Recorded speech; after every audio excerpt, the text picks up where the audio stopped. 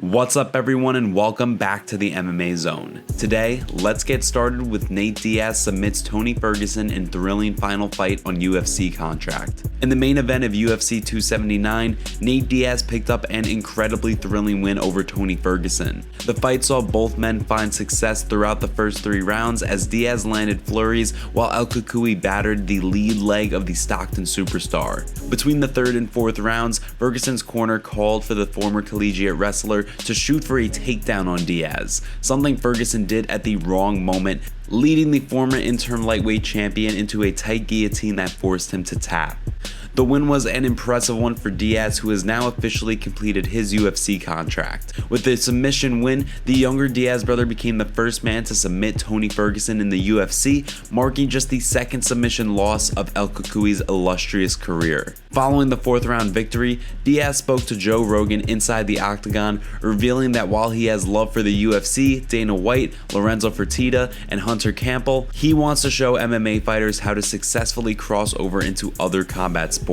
While he reaffirmed that he does want to fight in the UFC again, many were left wondering when they'll see Diaz in the octagon once again. On the flip side, the submission loss for Ferguson is harrowing. With 5 straight losses spanning 2 years, the ESPN Plus post-fight crew couldn't help but question whether or not this is the end of the road for the Ultimate Fighter 13 winner. Despite finding success with the leg kicks, Ferguson caught himself in a number of unfavorable positions that seemed to have his corner somewhat concerned. While overcommitting on strikes, El Cucuy found himself with his back against his opponent time and time again, leaving him open to flurries from Diaz. Although he found his rhythm as the fight went on, Ferguson's decision while under fire resulting in the guillotine loss was hard to overlook when considering his future in the sport. The former interim champ was seemingly at least somewhat content with his performance, however, revealing in his post-fight octagon interview that he was indeed back. On the heels of the main event scrap, give us your thoughts on what's next for Diaz and Ferguson in the comment section below.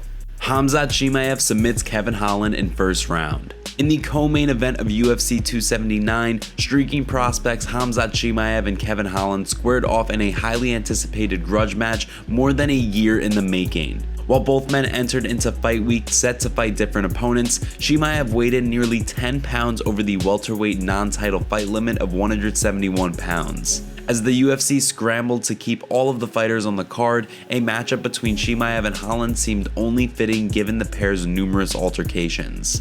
When Chimaev and Holland stepped into the octagon for their co-main event showdown, it was all Chimaev as the 3-time Swedish national wrestling champion quickly shot in for a takedown on Trailblazer, chaining takedown after takedown until he secured a dominant position. As the pair scrambled on the ground, Chimaev secured a Darce choke that looked incredibly tight. Despite that, Holland defended well, using his shin to create space to defend the choke.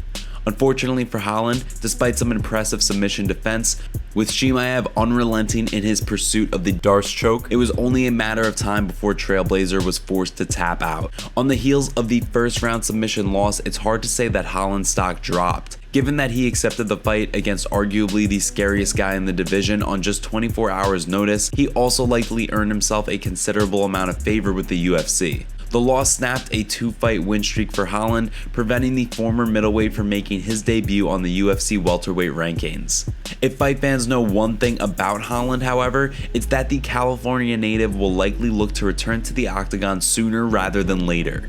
For Chimaev, however, the win still leaves him in a tough position. As longtime commentator Joe Rogan pointed out during the prospect's post-fight octagon interview, the UFC could very well be hesitant to book Chimaev for a welterweight showdown given that he was unable to make the contracted weight for the fight. While all signs pointed to Chimaev securing himself a welterweight title fight with a win over Diaz, the resulting win over Holland will likely require him to pick up another win at welterweight before fighting the winner of Leon Edwards-Kamaru Usman's trilogy fight. Next up, Conor McGregor slams Khamzat Chimaev after UFC 279 weight miss. Going into this week, fight fans were prepared to see a main event scrap between Khamzat Chimaev and Nate Diaz in what many believe to be Chimaev's crowning moment as the welterweight #1 contender. After weeks of Chimaev vowing to take Diaz's head off in a dominant performance, the top-ranked prospect missed weight by a whopping 8 pounds. Unfortunately, given how far over the welterweight non-title fight limit of 171 pounds Chimaev was, the UFC was forced to reshuffle many of the main card fights. After a period of much confusion, the UFC announced that Diaz would fight Tony Ferguson, who was set to fight Li Jingliang in the co-main event, while Khamzat Chimaev and Kevin Holland were slated to settle their long-standing beef in the co-main event. The news of Chimaev's massive weight miss was quick to make the rounds as the UFC scrambled to keep both main event fighters on the card despite the massive weight discrepancy between the two. As the news continued to circulate, former champ Conor McGregor made sure to weigh in on the situation, saying he believes Chimaev shouldn't have been given the opportunity to stay on the card, given that it didn't seem as though he even bothered to cut weight. In addition, McGregor made sure to offer praise to Nate Diaz, although in a condescending way, congratulating the Stockton superstar on reaching the end of his UFC contract while also vowing to share the octagon with the younger Diaz brother once again. Given how the last two fights played out between the pair, it's hard to imagine the UFC wanting to miss out on the opportunity to book the pair to fight once more. Following his main event win, with Nate Diaz expressing that he wants to return to the octagon eventually, do you think there's a situation where the two fight again?